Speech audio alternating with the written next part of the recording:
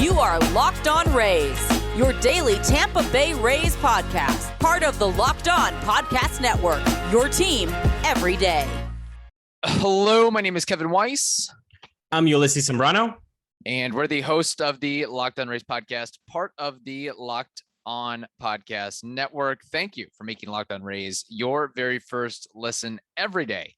And remember, Locked On Rays is free and available on all platforms, including YouTube at Locked On Rays. All right, Ulises, we took a little bit of a sabbatical, some time off, but we're back in the saddle here. And usually we do a Mailbag Wednesday, but today instead we'll do a Mailbag Thursday, and we have some great questions as usual. So let's go ahead and dive right into them. This first one from dedicated OG listener Ty McCann. He says, or he asked us, what is something you haven't seen a player or the team do yet this season that you want to see before the season ends for the Rays?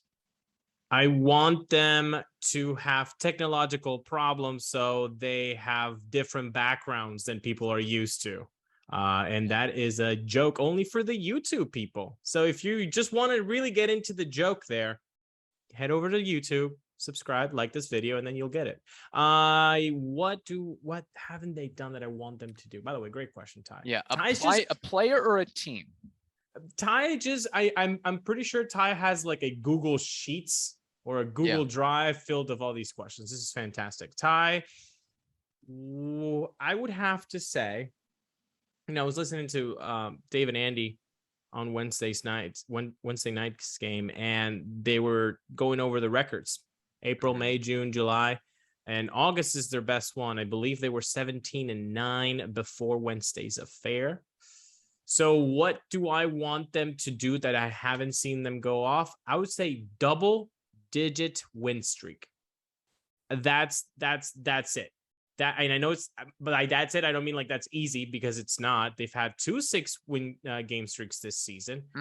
But I want the win streak to be so gaudy, or at least gaudy enough that the national media has to say it. Nobody in New York is like, oh man, the Rays are. Before we talk about the Yankees, I got to tell you, the Rays are a 6-game winning streak. Like, that doesn't happen. Now, in New York, if the Rays go 10 in a row, that might catch their attention. That might get attention in LA. So that's what I would want, Ty. I want the winning streak to be so at least gaudy enough. And by gaudy, I think double digits merit that. Again, that's a lofty want, isn't it? Oh, and I also want, $1 million. But, you're asking me, I'm telling you, double-digit win streak. Especially as we enter a very rough September stretch. At least that's what the experts say for the Rays. And that's what the schedule says as well. I really had difficulty narrowing it down to one thing. So, Ulises, I need your help. I need your assistance on which direction I should go, or which out of these handful of things that I guess you would next most like to see. One, and I don't know for sure or for a fact if some of these have or haven't happened, but I'll run through them regardless. The Rays go a series, 2-game series, 3-game series, 4-game series without some sort of base running gaff that makes your head spin as a fan. Like, has that happened? I think lately, maybe a couple games. Okay. Maybe. I don't know. Yeah. So that would be, I mean, if you can go like a stretch, like a good 3-4 game stretch without that happen, that would be ideal. Rays pitchers or pitcher no-hitter, combined no-hitter, that would be fun before the season ends. Rays player hit for the cycle. That's yet to happen this year, I believe. I feel like I would have heard about that. Siri was pretty close. That guy is so fun to watch. He's so fun, man. He's fun and a freak in terms of his athleticism and skill set. I'm just saying, and again, maybe it's recency bias based on what he did in game 1 against the Marlins, but you put out a performance like that, and the personality and pizzazz that he brings to the game, in addition to his skill set, I don't think the Rays, there's a reason that they traded Seth Johnson for this guy. And I think that it might mark the end of Kevin Kiermaier in a Rays uniform. Regardless, I'll continue. The other thing that, well, this might be the kicker here. Have Wander Franco play in a Rays game post All-Star break. That's yet to happen, right? Good one. Yeah. That I think that would give the lineup just such a breather too, because they have done fantastically in August with the offense. The offense, I believe, again, listening to Dave and Andy, you are going to learn a lot since August 4th. Like Andy said, grab on to your seats, fellas and ladies. The Rays have scored the most per game in the American League. Would any Rays fan listening to this podcast have ever known that? Probably not. It's a pretty good addition of Manny Margot, Francisco Mejia, Harold Ramirez, David Peralta being in the team, Jose Siri turning it on. Yu Chang has not really seen a dip. Taylor Walls has had better at bats. Yandy Diaz has always been hot. So Randy finally, yeah, exactly. So you see all these people getting hot at the right time. So I like those. I don't know if there's a podium, but I think if there were a podium, okay, Wander Franco being added to that lineup would have to be number one. Perfect. And I think the last time he played in a Rays uniform, that is, was July 9th. So just before the All-Star break against the Cincinnati Reds. Do you think he's going to get regular season action? Like, is he going to be back? I think so. I mean, I don't think I think they're going to take it easy. Yeah. And I think they're going to take it easy with a couple of people that are going to the IL. We're not burying the lead here, folks. Yeah, we will get to that on Friday's episode. We will that. Yeah, we will discuss that. But I just wanted people to be like, why are you not talking about McClanahan and Lau? We will. Okay, yes, we will. It's a mailbag episode. We got to focus on the questions from the listeners. You know, there's room for everything here. Are you one of those people who thinks it's okay to drive stoned? What's the worst that can happen? You end up driving below the speed limit. It's no big deal, right? Well, you'd be wrong. The truth is your reaction times slow way down when you're high. You not only put yourself in danger, but everyone around you as well. So stop kidding yourself. It's not okay to drive high. If you've been using marijuana in any form, do not get behind the wheel. If you feel different, you drive different, drive high, get a DUI. All right, Ulises, this next question we'll get to, if I can pull it up here, from, do we have a pronunciation check on this gentleman? I believe it was Virgio. Great name. Virgio Leonard, yeah. Wirtjo Leonard. I hope I'm not blowing up his spot there, but we appreciate the email, and it's a great question. He says, hey, fellas, my wife and I have never been to Florida, much less the Trop. We are thinking of flying out for a home playoff series if it happens.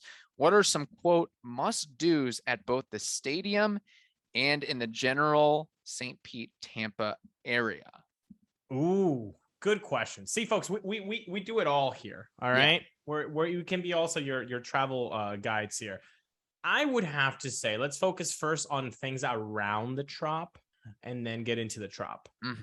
First of all, Virgio, you and your wife, you need to experience the beach. I mean, you just have to. So if it's going to be St. Pete Beach, if it's going to be Siesta Key, if it's going to be Paso Grill, those three, I don't think are going to let you down at all. If you have no class, you go to Gandy Beach. That's another option as well.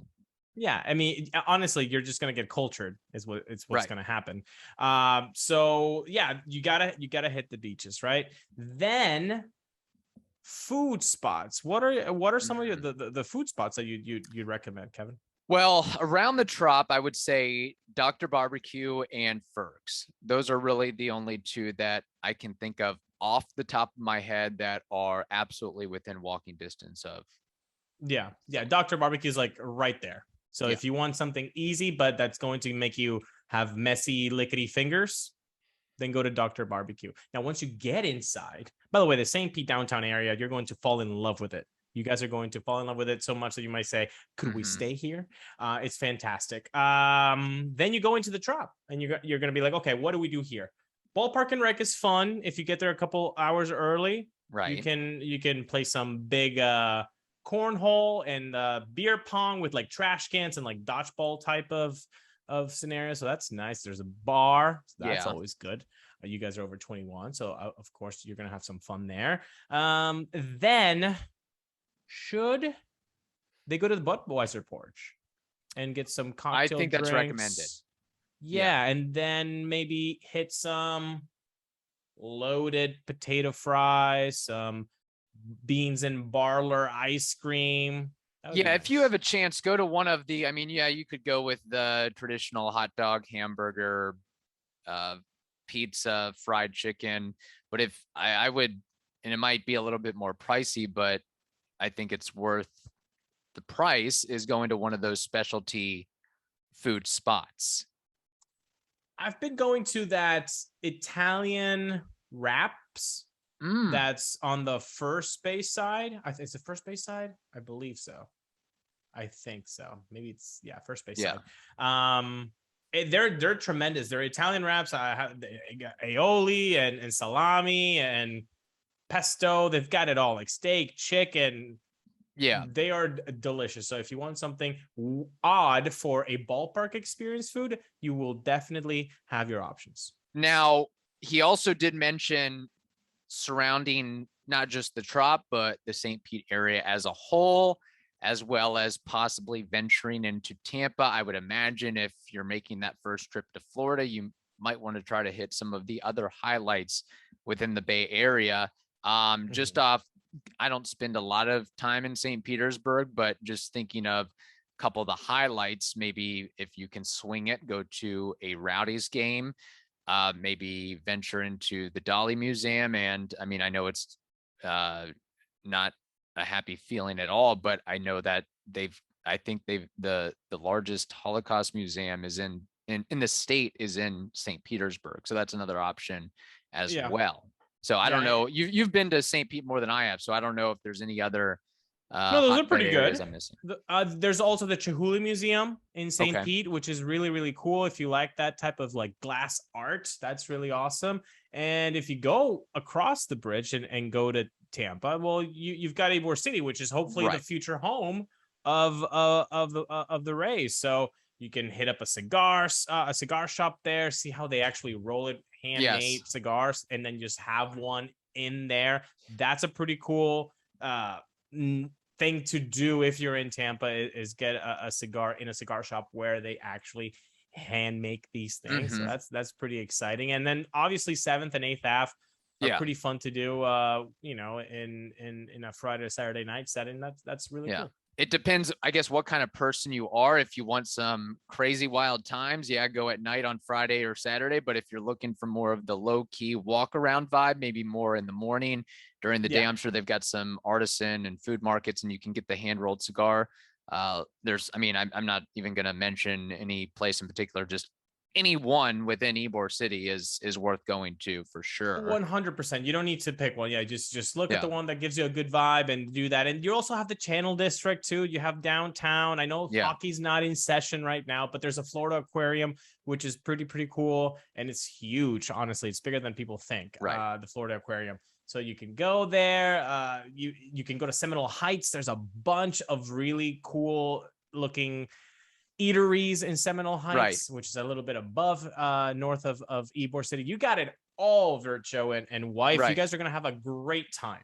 And I'm not sure what their hours are. I think they're relatively strict on how long and how many days they're open, but the recently unveiled Tampa Baseball Museum in I think it's the Ybor area, downtown Tampa area. Just Google Tampa Baseball Museum, and that's a cool spot. And I guess if you're trying to come down for a playoff series, you might not have the opportunity to do this. But if you really want to soak in some more baseball, then you could check out one of the many minor league baseball teams within the Tampa Bay area, whether it's the Tampa Tarpons or the Clearwater Threshers or the Dunedin Blue Jays, the Lakeland Tigers. Yeah. Wait, if they're coming for October, then hockey would be in session.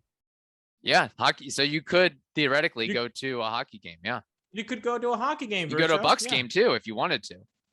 You could go to the Bucks game. Yeah. The game people like, unfortunately, is going to be in session, and you can go see that. But you're going to burn yourselves because there's no roof, and it's Tampa. Right. So games are at 1 p.m. Be ready to be looking like a tomato by 2:30. Yeah.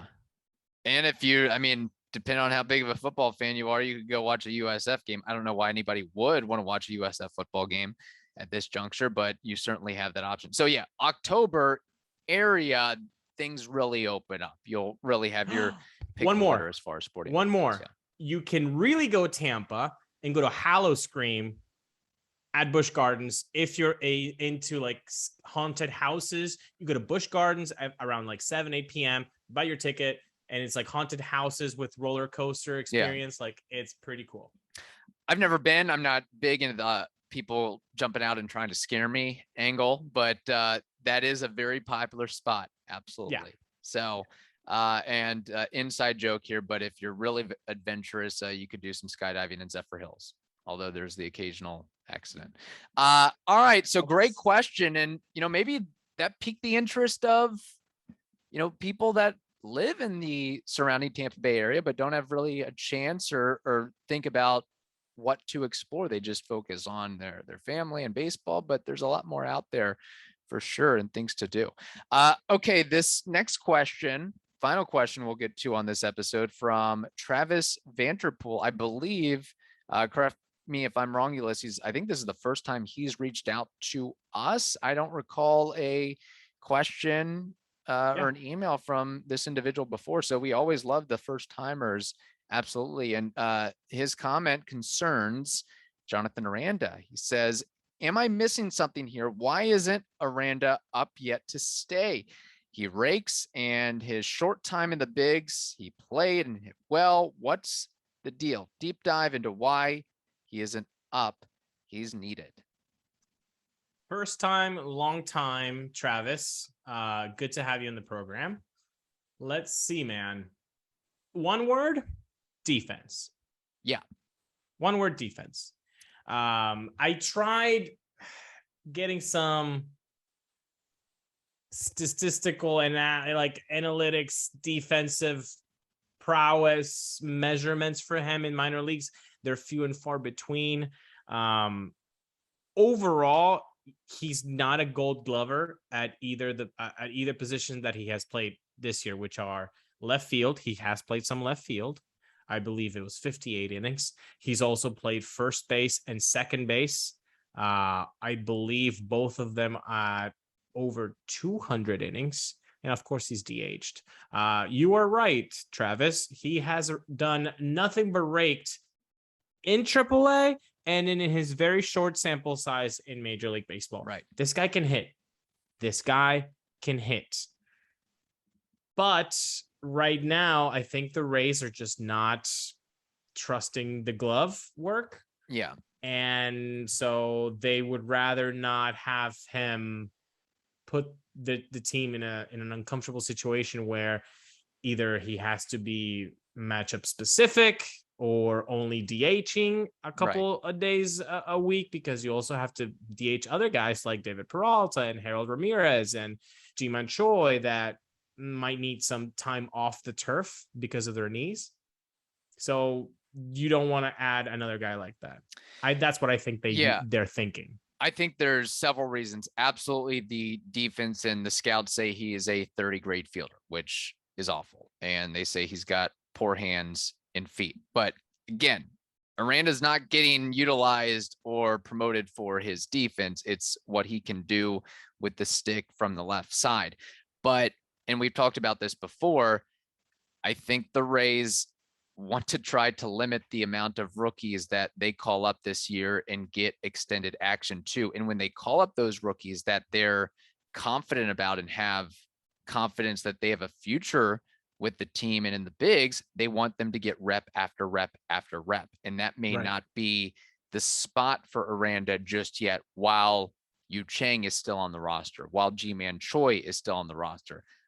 I think there's going to be a time where Jonathan Aranda is going to see a lot of action, either with the Rays or elsewhere. But I would imagine if the Rays opt to not bring back Choi, we can have that conversation later. Opt to not bring back Chang, we can have that conversation later. That should open up a spot for Jonathan Aranda. And the other thing too, in addition to the fielding, he doesn't run well. In fact, he's a 20 grade runner, according to the scouts. And the Rays, by golly, they have had their share of base running issues. Now, that doesn't necessarily mean that Jonathan Aranda is a bad base runner. He's just slow and not fleet of foot. And this is the I guess, dimension of this team is trying to be more athletic if you can. So I guess that might be something. And then devil's advocate. Yeah. Okay. Last. Keep the going. other thing too is just maybe they believe that he's a quad-A player, that he's the next, that they're not going to give him a fair shot or a fair shake, just like they didn't do that for Jake Cronenworth, just like they didn't do that for Keon Wong, just like they didn't do that for Kevin Padlo, just like they didn't do that for Esteban Quiroz. I don't know. I think devil's advocate on the running aspect of things. Who's a lefty who doesn't run well, who plays first base and DHs? Yeah. G-Man Choi. But again, he's a veteran and he can stick it so at the first whole clubhouse thing, but like, but say you it can't be one thing. It has to be a multitude of factors. So yes, I think the defense is one of them. I think maybe they're not running so hot is another one. But who would you rather have for the playoffs, Yu Chang or Jonathan Aranda?